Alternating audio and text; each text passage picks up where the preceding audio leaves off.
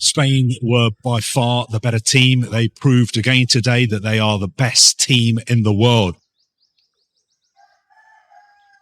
Argentina couldn't manage a shot for the entire 90 minutes of regular time, so the better team won.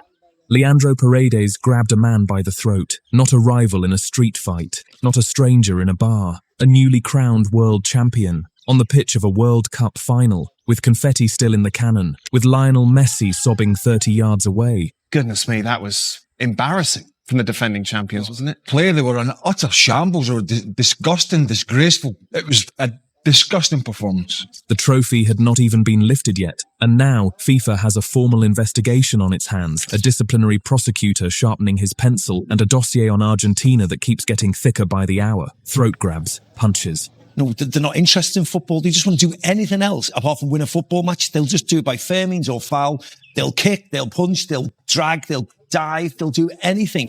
A political banner that sparked a government response, players who skipped mandatory media duties entirely, and a red card that appeared on screen, then vanished. Where Argentina had hoped to defend their title as reigning world champions. What is the point of being in a World Cup final if you're not going to have any goal attempt? This is the full story of the ugliest World Cup final night in memory, the fallout that followed, and the question every football fan is asking right now: will FIFA actually do anything about it?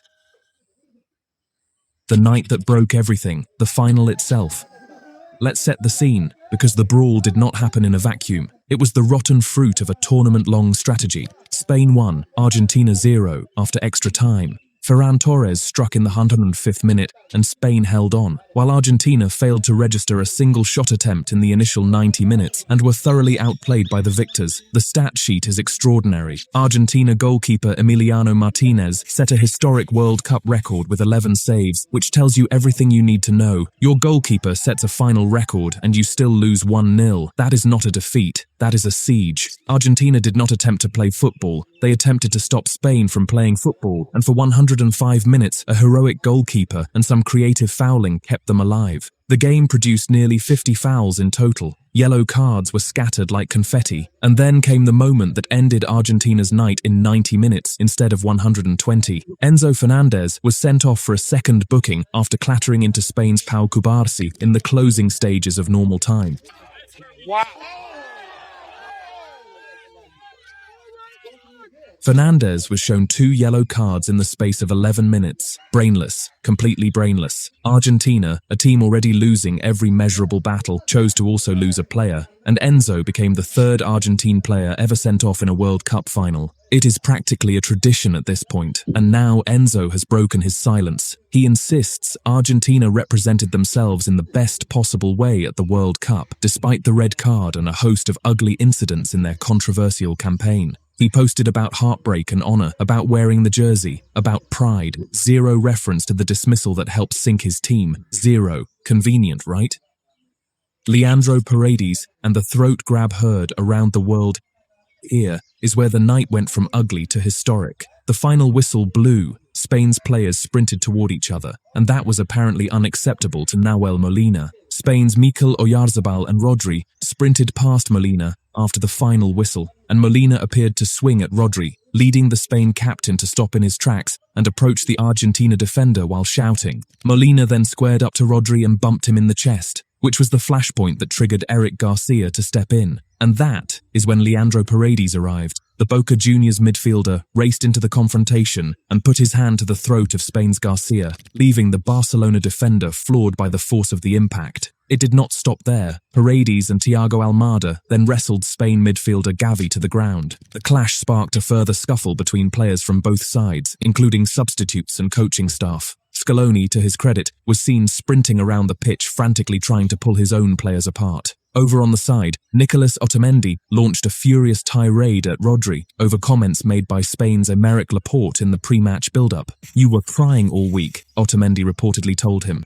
The newly crowned world champion, fresh off a 1-0 victory, being told he was crying. That is where Argentina's heads were, and what happened next. It was initially reported by FIFA that Paredes had been sent off by referee Slavko Vincic after he pushed Spain's Eric Garcia by the throat. Paredes' red card was then removed from the record shortly afterwards, and FIFA confirmed to BBC Sport that no disciplinary action was taken at the time. FIFA has confirmed that it will open disciplinary proceedings against Argentina. A red card appeared, then it disappeared. The world watched it happen in real time. That single vanishing act is now sitting right at the center of a formal FIFA investigation. Talk about a paper trail.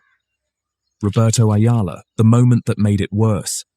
And if you thought players losing their minds was bad enough, let us get to the moment involving a member of the coaching staff, because this is the part that turns a bad night into a federation-level catastrophe. Argentina assistant coach Roberto Ayala struck Spain's Dani Olmo in the face after the 2026 World Cup final, and he has now addressed the incident. Ayala reacted violently to La Roja's celebrations, lunging at Dani Olmo, and after grabbing his shirt, punched Spain's number 10 in the face, catching him by surprise and leaving him unable to protect himself. Cameras caught all of it. Olmo decided to keep his response classy. In a post-match interview, the 28-year-old said, "Well, it doesn't matter to us in the end. I think it's also important to think about the values you want to convey to the outside. We are role models for many generations and for many children, and I think they should also be role models in everything and for the better." El respetar al rival en todo momento, ganes o pierdas.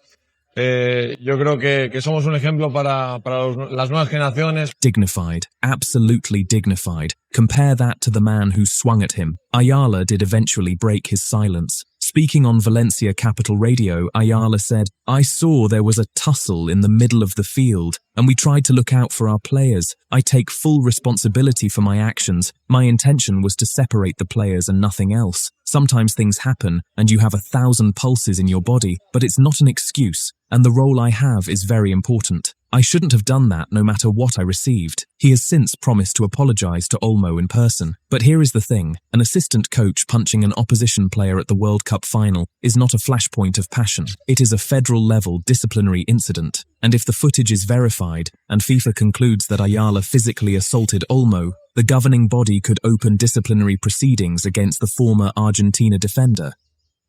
The turning of backs, the trophy ceremony.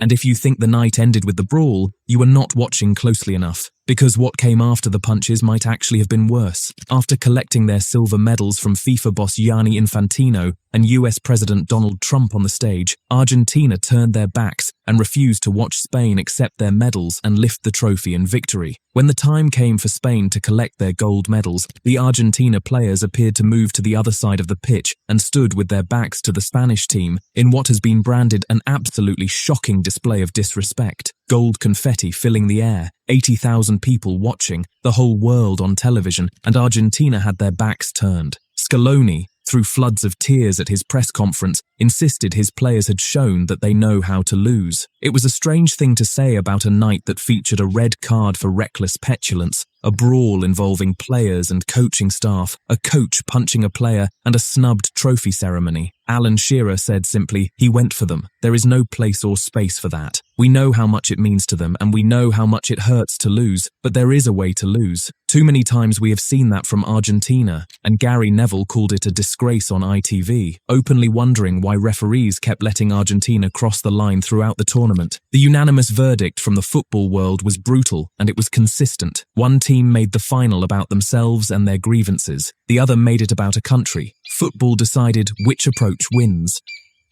FIFA's formal investigation, what the rules actually say. Now, let us get into the actual mechanics of the FIFA probe, because this matters and the numbers involved are real. FIFA said in a statement, "Following an assessment of the relevant match reports for the FIFA World Cup final between Spain and Argentina, and in line with Article 36 of the FIFA Disciplinary Code, the FIFA Disciplinary Committee has appointed a disciplinary and ethics prosecutor to investigate potential breaches of the FDC with regard to the post-match incidents. Further details will be communicated by the FIFA Disciplinary Committee once the prosecutor's report has been completed. This is not a warning letter, this is formal machinery. The outcome will depend on referee and match delegate reports, video footage, and whether officials classify the actions as unsporting behaviour, violent conduct, or a more serious offence. FIFA's disciplinary rules allow a minimum 3-match suspension for violent conduct, a minimum of 3 matches. For each player found guilty, FIFA can examine each player's behavior separately. That means one person could escape punishment while another receives a lengthy suspension, depending on what the footage and official reports show.